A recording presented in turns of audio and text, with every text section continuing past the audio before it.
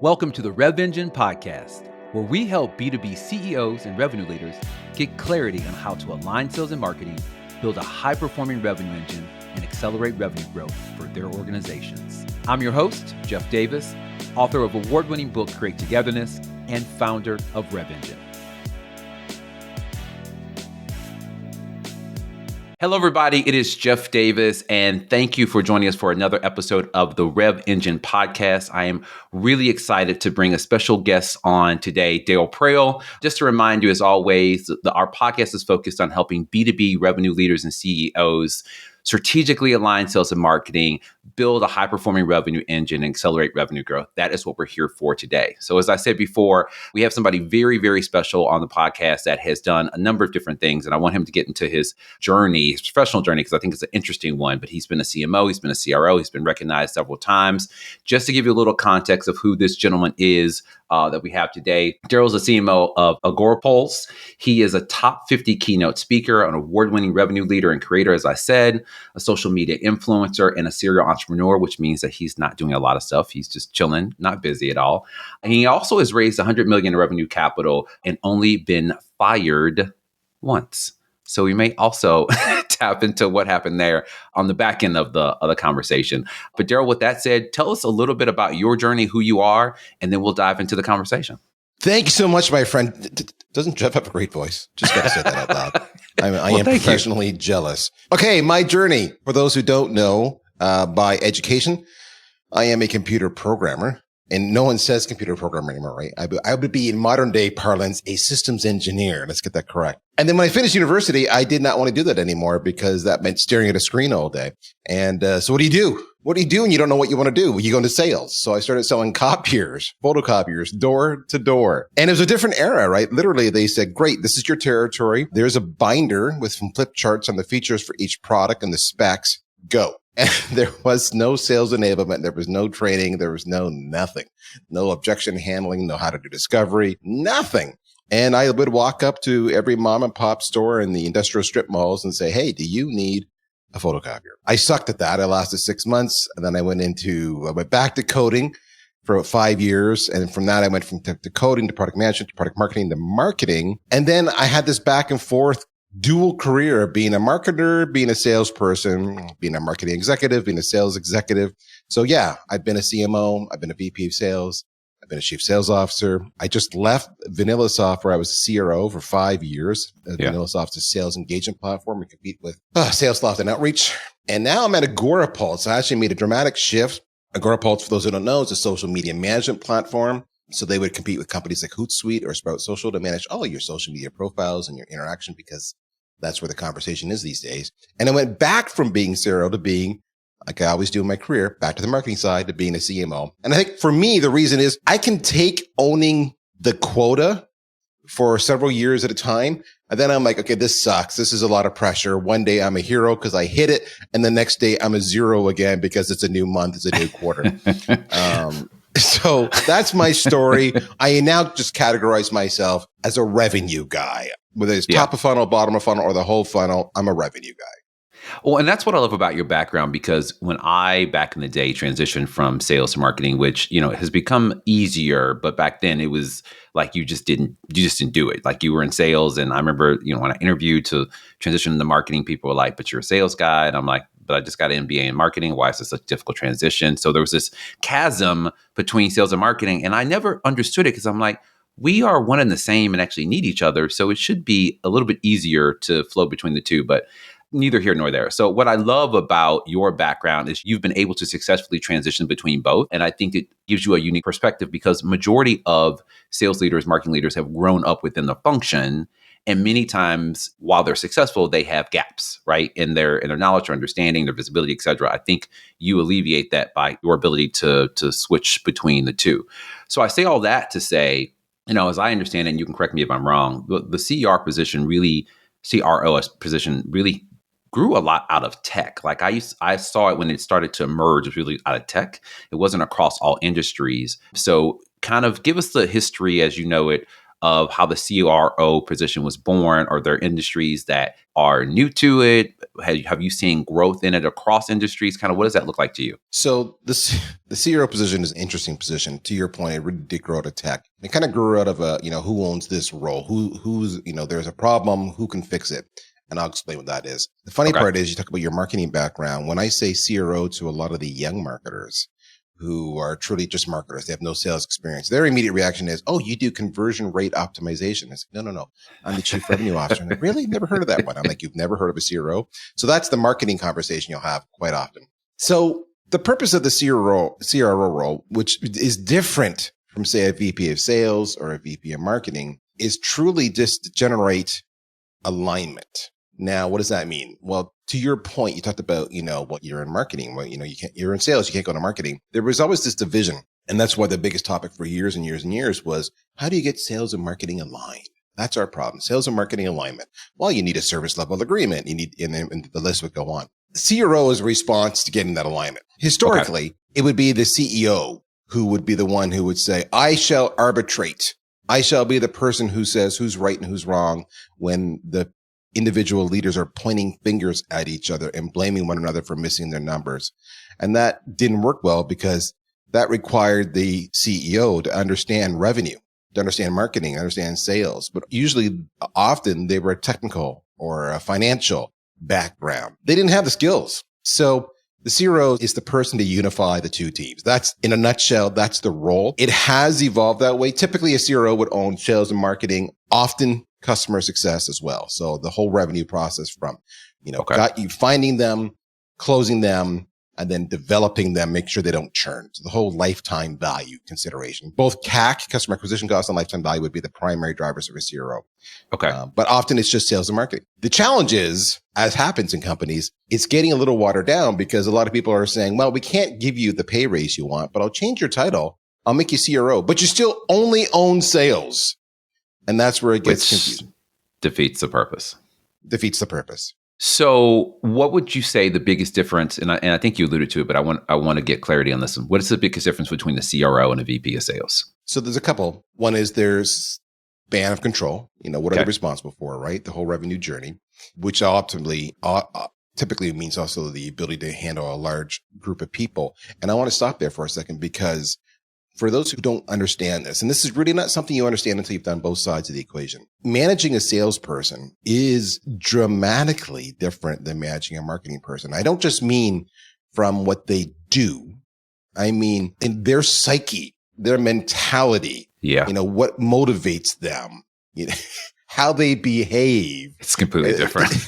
It is Mars and Venus, baby. All right. It is so far apart. So a VP of sales would not know that, right? Where a CRO does. The other thing is the whole point of the CRO is really create alignment. And I mentioned this already, but I can't establish that enough.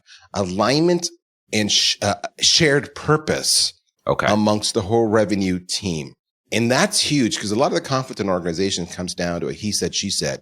And it can be between sales and marketing. They're like cat and dog, Tom and Jerry.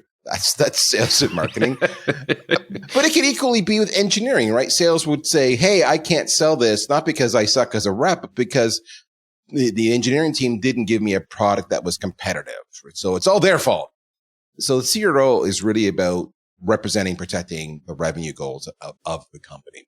And they have the skill sets to understand the different. I like to use the example of a chessboard. On a chessboard, you have different pieces with different moves and you use them differently. They don't all, it's not like checkers where they all just move the same. Right.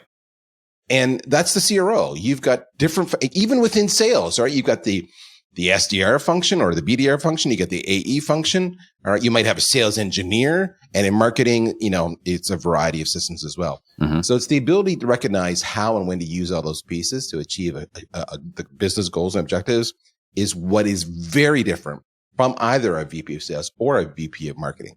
Now, many of those VPs will disagree with me what I just said, just so you know. It's all good. That's why we're on the show. We want to create a create a little, a little something for folks. So no, that's helpful because as I interact with companies across different industries, especially when I was doing a lot of keynote speaking, it was a role that was not present in all organizations. So I just wanted to kind of set the stage and set some foundation so people understood what a CRO, because again, if those listening may not have the function in their organization. I will say, to your point about the difference between managing salespeople and marketing people, I, to this day, say that the hardest transition in my professional career was going from a seller to a marketer. It was a different mindset. It was a different language. I had to really shift the way that I approached doing business. So it is much tougher than people. Well, let me say for me. Other people may disagree with me.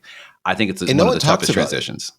It's dramatically different. It is, yes. And it's no different than saying, is a salesperson the same as an engineer? Well, they're not, right? But I mean, we kind of have this opinion, well, on the money side, sales, marketing, it's all the same. We lump them together. They're not. Dramatically different people. No. So with that said, what are you seeing as some of the top challenges for today's CRO in B2B? So, I mean, some of this is a byproduct of people not understanding the role, and some of this is just a function of the role.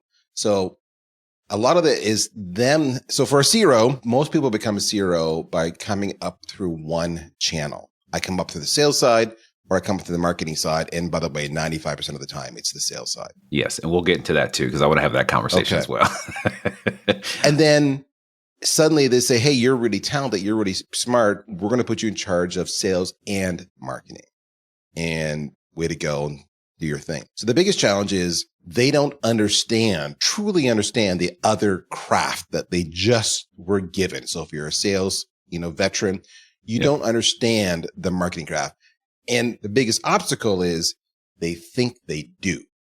And which is the nature of sales. Sales is like, I am super confident. I'm going to take this down. I'm just going to push through it. I'm a driver. And, that approach will cause massive failure with marketing. And they start to understand why the marketers aren't aligning with their school of their thought process or their motivation, etc. So it's the Peter principle. Often these CROs are over promoted because they think they understand it. They talk a good game, but they actually really don't. So it's understanding the craft. So if you have become a CRO and you're up through one side, my goodness, folks, take out a whole bunch of VPs of marketings or CMOs and ask them to share with you how to manage their team, how to motivate the team, how to hold them accountable. It's to get into the psyche of the typical marketer. That's a big shortcoming because marketers can smell that a mile away. Oh, they're just a sales guy with a different title. And I'm not going to follow them because they're an idiot, right? It's very true. Yes. So some of that is just, that's the first problem. They don't have the skill set. The second problem is, this is the big one, is they don't get them aligned. So they will continue to have, even though I'm a CRO and my role is to unify, they continue to keep the two teams functionally separate and isolated. And they don't bring the teams together on shared purpose. I use the example, the first time I became a CRO, it took me like 2 months to figure that one out. It sounds stupid, but I'm like, nothing's changing. I'm the CRO. Why has nothing gotten better? I've talked to them. And then I realized it's because they were comfortable. The two teams were to continue doing what they always did. So you got to bring them around the same table and explain to them their function. I'll use a sports analogy, like a typical dude, when I'm talking to the team. And I'll say, listen, guys, let's think about any sports team. I'll use soccer. At any time on the soccer pitch, you have your offensive people out there and your defensive people out there, right? You've got both sides and the ball's moving up and down the field. And we understand that certain players are playing certain positions. And if we all do our job together, we should win. The people, the striker, the people on the offense should not be doing the defense. That's not their skill set and vice versa. So when you explain that we play a role, marketer is your top of funnel. All right. And you're going to do all this. And then you're going to hand the ball over to the sales team and they're bottom of funnel. All right. And you need each other. Unless sales, you're telling me you can go find all those leads all on your own. You don't need marketing. And then of course they will panic when you say that. The idea of prospecting is scary to them. That's even though it's fundamental to being a good salesperson. Kind of fundamental to it, but they don't want to do it. And it's a point of getting them in a shared vocabulary and a shared purpose and making sure that they work together as opposed to against each other. All of those that I just talked about, here's the irony. What I just talked about is not marketing skills and it's not sales skills. It's soft skills and leadership skills, which there's a huge failure in corporate America today to teach those soft skills. We get promoted because we're successful in our functional role. And then we're expected to become this leader, which relies nothing on the skills of our functional role and relies totally on the soft skills. Yeah. But they haven't equipped us with that. So the CRO is particularly vulnerable to that because unlike, say, somebody who's in a support role or somebody who's in an engineering role, the sales organization is the quintessential person that'll say, F you, I'm not doing it your way, right? Mm-hmm. And marketing is a little less pronounced, but they will do the same. They'll just quit. Marketers will just quit. What do they call it? Quiet quitting? They'll just do quiet quitting. Exactly. So that's your biggest challenge. It's people and understanding, shared goals and creating a shared purpose. Nice. I love it. So switching a little bit to kind of the business of being a CRO. So, anybody that knows me for more than 15 seconds knows I've been talking about the dysfunctional relationship between sales and marketing for what seems like years. And I have said sales and marketing alignment so many times out of my mouth, I literally wish I was paid for every time I said it. Do you see today that it is still a challenge for most organizations? I guess that would be the first question. And then second one, is it a priority for a majority of CEOs? Is it on their short list? Oh. You can answer the second one first if you want to. Oh, I'm just laughing. You don't want to know. You don't want to know how many times we have this. When we sit with our executive peers, you don't want to know how many times we have this conversation. Last Friday, I was in a room full of 80 plus CMOs. Okay. And it was a workshop. I was also doing a bit of a presentation. Doesn't matter. The point is, because it was 80 and we were in this small little room, and then it wasn't 800, it was 80. And we're all CMOs. You start to share, like, is your CEO this way? Is your head of sales this way? And it's like this bonding thing we connect on about the challenges we have. Okay. So is sales and marketing still an issue? Yes. And is it the CEO's fault? Yes. Mm-hmm. I will just full stop there. I agree. It's the CEO's fault. And the CEOs, they became CEO because they have the drive and passion and they have the ability to have an opposing point of view and tune out and be singularly focused. They're often so focused on their goal that they don't see that they're the one at fault here. I have more CMOs come to me and say, yeah, my CEO called me into the office today to give me grief about the wording on an email subject line. And this is the kind of shit, excuse the language, that drives us nuts. It's like, really, if the CEO is challenging the wording on an email subject line, the CEO is not understanding marketing at all. And that's a common occurrence. Yeah. The other part is the CEOs often were successful because they were control freaks, but as the company scales, you can't do that anymore, but they still want to be control freaks. And what do they'll say, oh, I don't know finance, so I'm not going to control that. I don't know how to code, so I'm not going to control that. But I have an opinion on messaging or color or what have you. So right. I'm going to insert myself there because I'm a rock star. I have an ego. And hey, more power to you. I just sound like I'm disparaging every CEO out there. I'm not. This is just cliche, stereotypical things that drive marketers and sales leaders nuts because they do the same thing on sales. Yeah. So it is the CEO's fault. And that's why the CRO has come to be popular. It's their response. The self-aware CEOs will say, this is not my gifting. Mm-hmm. But my gifting is to recognize that this is a problem and it's affecting our success. And I'm going to go backfill it with somebody smarter than I am to solve this problem. That's a good CEO. And people like myself, you know enough now with time when we're interviewing for the next job, we're not interviewing necessarily, the product or the service they sell. We're interviewing, is that CEO gifted enough to let me do my job, which is why you're hiring me in the first place. It's true. That's what we're interviewing. Why is there sales and marketing alignment? How much time do you got, brother? I mean, we'll you just know have the you drill. back. That's a really long podcast. That's a long-winded answer. I wrote a whole book about it.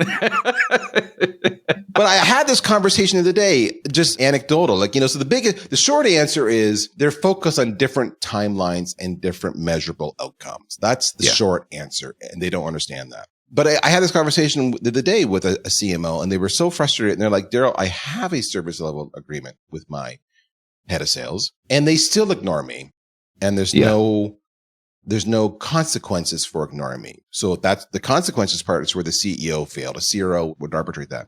And I said to them, do you know your head of sales compensation structure. Do you know how they're paid and their variable goals and how they achieve that? And they said, no. I said, that's your problem. That's your problem, because that head of sales is giving you lip service to shut you up so they can do what they think to do, so they can achieve their variable goals. If it all starts at the compensation structure, you need to know that.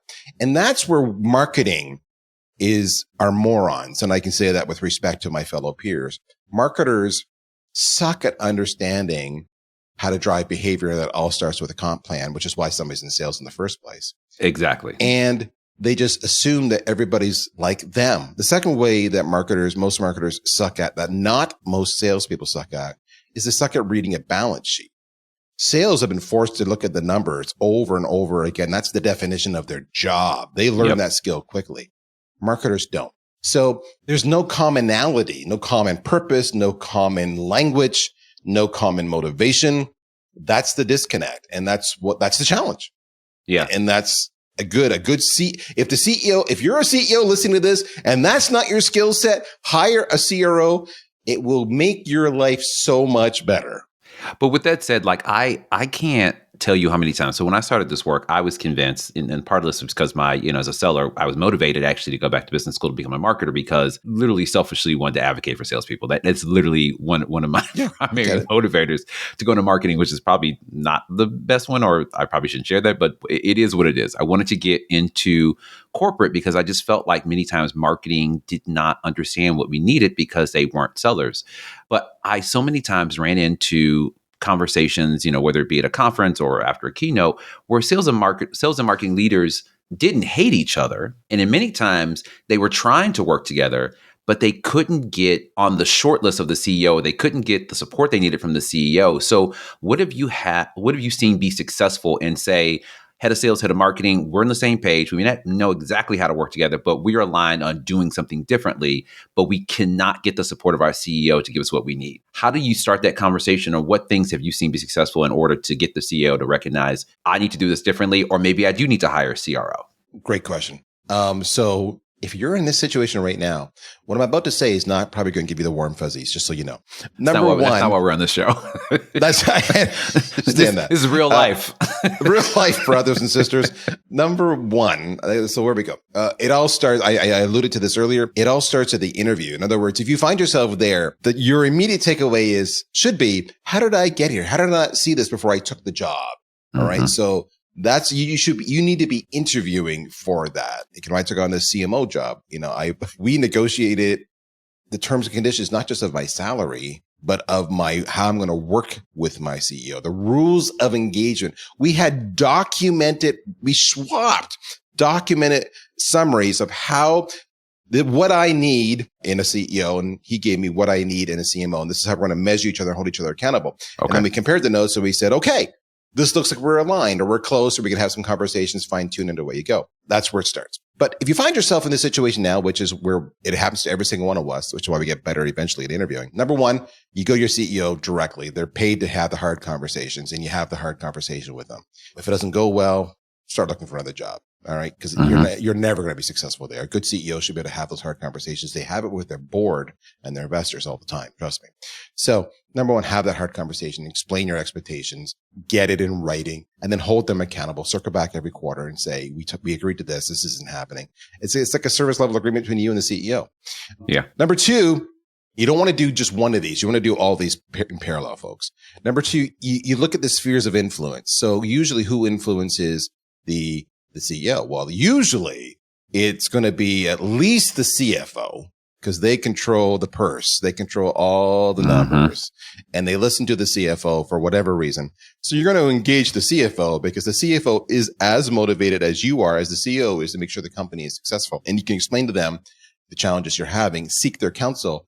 And what will happen is they'll do back channel influence to the CEO saying, Junior, you need to back off the head of marketing or the head of sales because they're trying to help you out. You're just making their life difficult. And then there's other spheres of influence. If you have a relationship with certain key board members or investors, or even every company's got like one or two VIPs that are revered and whom the CEO trusts. It often is somebody in the customer success or professional services area who has the ability to charm any tough prospect or turn any bitter, angry account around simply because of their knowledge of what it is you sell and how to make it do magic. And because of that, the CEO loves this person and respects this person, and they will listen to them. So it's using those spheres of influence to create allies and advocates for you to influence the CEO's behavior. But that's about it. Other than that, what you can do is you can have a formal SLA, but if the CEO decides not to follow it, despite telling you they're going to, again, it's time to move on. That's not a good fit for you. Yeah. What did I miss, Jeff? I mean, there's a lot. So not that you didn't cover a lot, but I also talk about it in the book that I think that one thing, and Tracy Eiler, I think we had this conversation, it's coming to the CEO together as a kind of an aligned front to say, like, we've already had this conversation. These are the things we want to do versus the head of marketing or the head of sales going in alone. I think that's one approach that's helpful. Also, too, just starting to do the work. Like, it's not going to be perfect in the beginning, but if you can show, whether it be through a pilot or the way ways of working differently, where you're having pipeline meetings or whatever, and you've shown progress, I think that's evidence to say, like, look, if we were to scale this and do it right, like, we could even do better. Those are some of the things I've seen and I talk about in the book. But I just think it's a challenging conversation that I continue to ask people that have done it successfully how they do it, because to your point, every CEO is different. The one thing you make a really good point about doing the work. Let me just build on that, and then I'll shut up. Doing the work it's not just, it's doing the work. Jeff is 1,000% right. You got to do the work, guys and gals. Do the work. Sorry. You got to do the work, all right? Which I know is exhausting. But it's also the communication. This is something I teach a lot of my colleagues where they're so busy being the head of sales, head of marketing, and they're communicating down to their team. I said, that's only a third of the equation. You have to communicate across to your peers and up to your CEO. And I said, I give my CEO at least once a week ad hoc updates on Slack. I'll just say, hey, just so you know, and this is outside of my regular one-on-one and everything else. It's just, hey, just so you know, this is what's going on. Ding, ding, ding, ding, ding. This is my challenges. If you have any advice or, let me know. And then they'll give you advice, and they may state the obvious. They may tell you exactly what you know, or they may give you awful advice. Either way, doesn't matter. Take at least one item, whether you knew it or you didn't, and say, that's really great. I'm going to incorporate that and I'll get back to you. Yeah. And what ends up happening is when they see a positive outcome, and then you say, thank you. You were a big part of that. Thank you for giving me that advice. Then they feel invested in your success as opposed to adversaries. They become your advocate. And then they learn to trust you more and more because they feel like you are communicating. You will share with them. You will take their advice. So it's about developing trust in the relationship is what it really comes down to. You do the work. You intentionally seek to develop a relationship with your CEO. You will be shocked by how well that works. And by the way, when you communicate across, it's the same way, just so you know. I really, really like that. I mean, I definitely 200% agree that what I've seen in my work is that communication is one of the key pillars of aligning sales and marketing, building your revenue engine. And it's one of the ones that historically marketing and sales leaders have done very poorly because we have been trained to operate in silos. So one of the first things that I talk to when I'm working with either head of sales, head of marketing, and they're having this challenge is, have you actually talked to your colleague and not just had a casual conversation, but actually try to, you alluded to this earlier, or you talked about this earlier, what are their goals? What are their motivations? And to tap into what are they dealing with? And so, I had an instance where it was a keynote again, and the head of sales at this organization ran up to me afterwards. So much so I was a little startled. I was like, this could go really right or really left. I was like, I don't know what you want. So I'm on guard. But he shared with me, he's like, I really appreciate you coming and speaking today. Like, you've changed my perspective on my relationship with my, head of marketing. And what I was talking about was the difference between having a personal relationship and having a business relationship. And I said, I've run into people, the head of sales, head of marketing, they get along, they like each other, they talk, but the relationship is still dysfunctional because they don't have a business relationship. And what I was saying was you need to understand that CMO or head of marketing, how you can work together in a business context to help each other be more successful in your individual functions. So sitting down and saying like, okay, CMO, what are your top goals and how as a sales leader can I help you achieve those and vice versa? And he was just like, we talked casually, but we never really got into the weeds about like how we could, with the work that we did intersects, how can we help each other be successful? So that's what I'm saying. And so to that point, about communication is you think that you're communicating, but you're really not. Like just passing each other in the hallway or being in meetings and kind of talking very high level is not the type of work that we're talking about. And I firmly believe, especially with the shift of the demands of the B2B, the modern B2B buyer, that no sales or marketing leader can do this effectively alone. It has come to the point where it is impossible to be successful in this day and age and just work within your silo.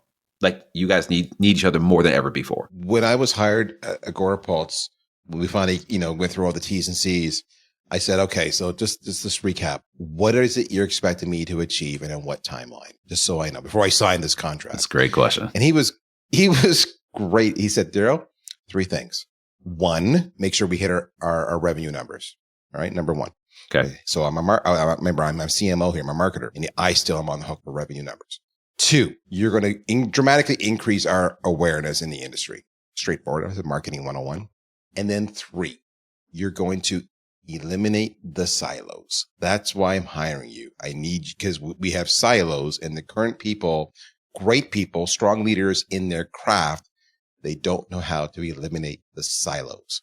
Yeah. And that's why you're going to get the salary you're going to get. And that's why you have a C-level title. The only other C-level title was the CEO. Okay. We need the silos gone. And I said, I can do that. Thank you very much. But it's amazing. Silos is probably the biggest debilitating impact that's stopping your company from being successful today. And I give my CEO credit because he recognized he needed help. He was already working on it, but he needed another person to help him do it. Yeah. So strong CEO. So CRO day one, and I love asking this question because I think a lot of folks, including myself, I would say, struggle with this. How do you assess the health of your lead to customer process, your revenue engine? What metrics are you looking at? How do you come in and say like, look, we need a lifeline. We're doing okay, but we need to optimize, or this is like, I got to completely re-engineer this because this is a hot mess. What does that look like? Sometimes you've seen hot messes, whether you admit it or not. You're like, no, this needs an overhaul. Oh my God. I'm just laughing. Jeff is hitting me right where the emotional core of my being exists when he says this is a hot mess because I've lived it so many times. And I love the word hot mess because that's 9 times out of 10 what it is. All right. So okay. Where do we start? Okay. There's a lot of places to start. First. Oh my God. Okay. So there's going to be tangible and intangible considerations when you're assessing the hot mess you have. I want to be clear on that. So let's start with the intangible. The intangible is probably almost easier. And that is you literally take time. Like my first 3 months in this job, you don't want to know how many phone calls and video calls I had. I interviewed everybody on the marketing team, from the lowly copywriter all the way up to, my second in command. You interview everybody in the sales org. That's key. Mm-hmm. You interview everybody in customer success. I mean, and obviously, if you're at a 3,000 person company, you can't interview everybody, but you get the point. You interview the key people. Yeah. Who actually, are feet on the street and can have a take and an insight. That's the big thing. And then you interview your customers. And then you interview your prospects. And what you're trying to find is there some recurring key points. Well, the product isn't competitive, or we don't have any, our messaging stinks, or we spam too much, or we don't communicate enough, or we don't teach them, or no one's talking about us in the various communities or tribes. The list goes on. Those are all the intangibles because your hot mess starts there. You're going to get so much feedback from. That drives the tangibles because now you've got symptoms that you're tangibly looking for based on the intangibles you just discerned. You can start looking at the metrics, which is where the rev ops role comes into play. If you don't have a RevOps team, folks, we need to have a conversation. If you still have marketing, ops, and sales ops or web ops separate, that's not optimal. You need a single source of truth, and they all need to be talking to each other. So then I'm looking at just the basics, how long is my sales cycle? And I'm looking at my results versus benchmarks in the industry where possible. And if you can't get those benchmarks, then you start talking to other people, including don't hesitate to pick up the phone and call your competition. Trust me, they're as lost as you are, and they would love to compare notes. All right. I just want you to know that they're not evil. They got the same job you got. You can do it on the down low if you want to, but it would be worth your time. And I just look at the buyer's journey. How long is the sales cycle? How many touches are required? What are the conversion rates? What's the handoff between a lead coming in and someone actually reaching out to them? Is it 5 minutes? Is it 5 days? I could go on, right? But you get the idea. What's your open rates? What's your click-through rates? Again, how does this comparing? How long to actually, what's your sales framework and what's your conversion rate? So now we're doing funnel math through the whole process. Yep. And the list goes on, how long to onboard them, how long before you actually, break even on the invested revenues versus the customer acquisition cost. What's their lifetime value? And there's going to be like 1,000 red flags that come up on that process. And that's okay. But at the end of the day, you're going to live off lots of key metrics. You're going to live off of not just MRR, but you're going to look at NRR, for example. That's a big red flag. What's my net revenue after churn and everything else? Yep. Is it 75% versus 125%? That's a big difference. Yep. Because you may find it's not sales and marketing may be rocking. Customer success may be killing you and everybody's churning. Who knows, right? So you look at all the big, as I call them, the TLA KPIs, the 3-letter acronym, key performance indicators. And that's it.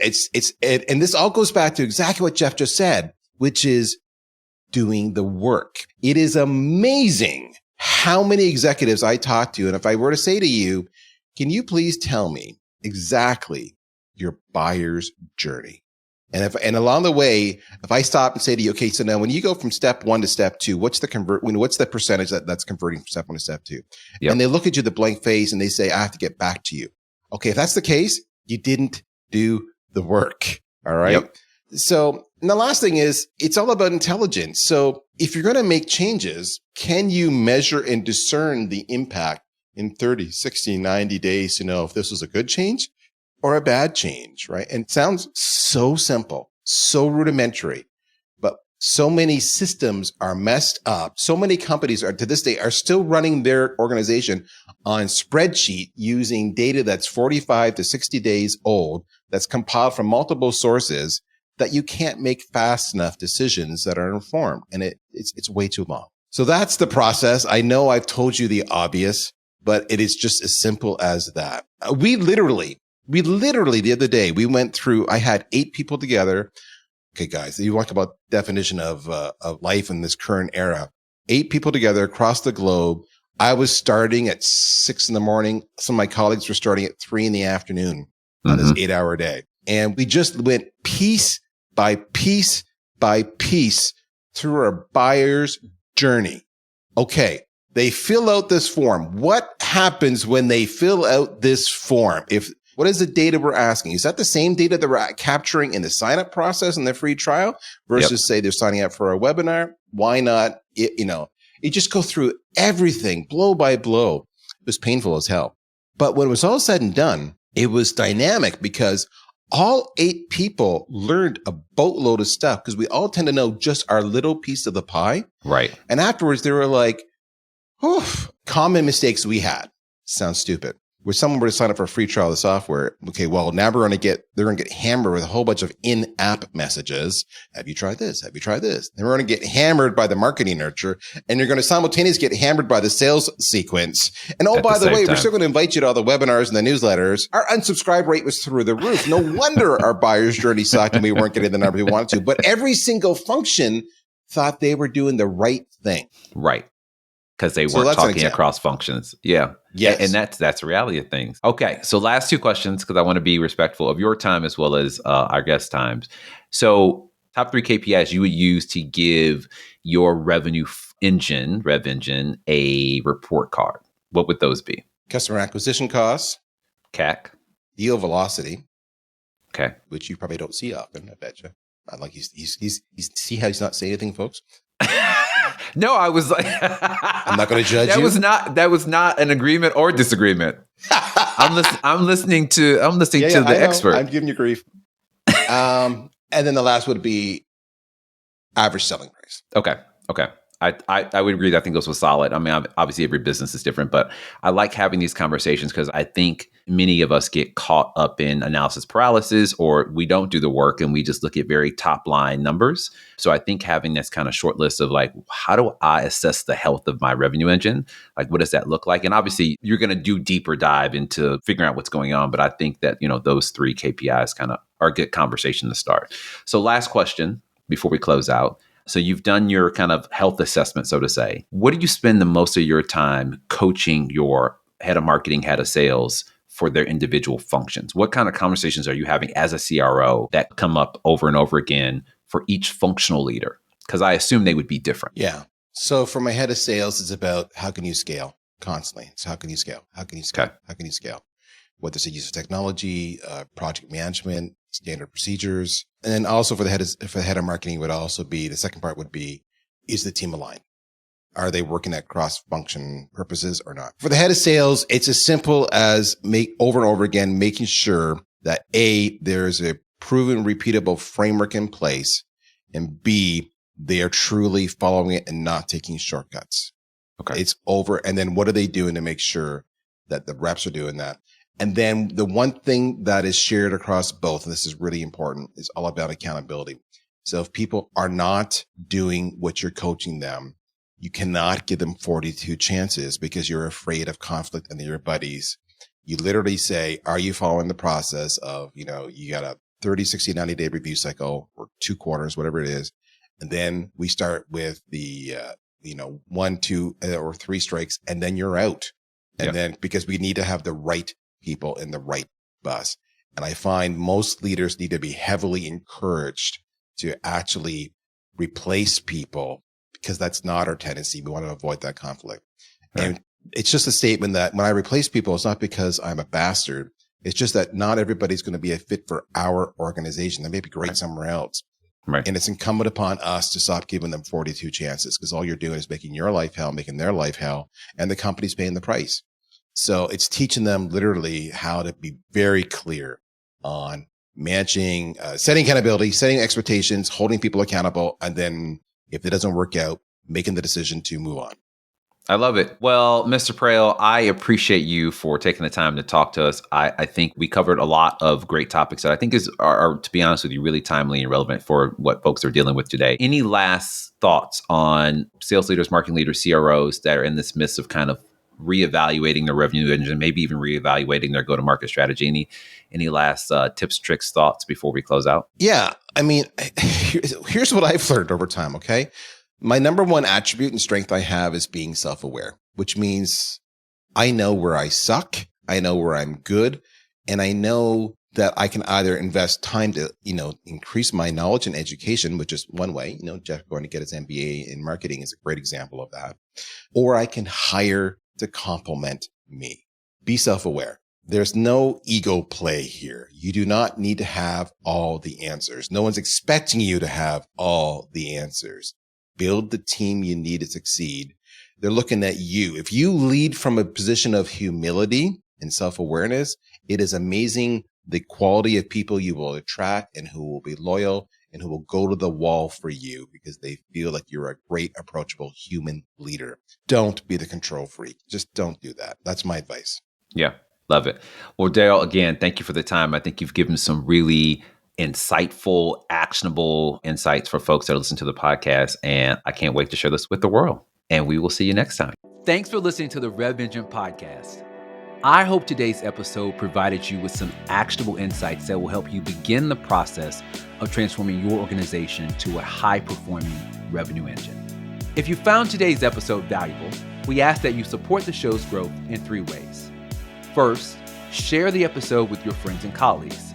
Second, follow me on social media at Meet Jeff Davis on LinkedIn, Instagram, and Twitter. And finally, give us feedback on who you'd like to see on the show next. That's all for this episode. We look forward to having you join us next time where we continue the conversation on how to build a high-performing revenue engine.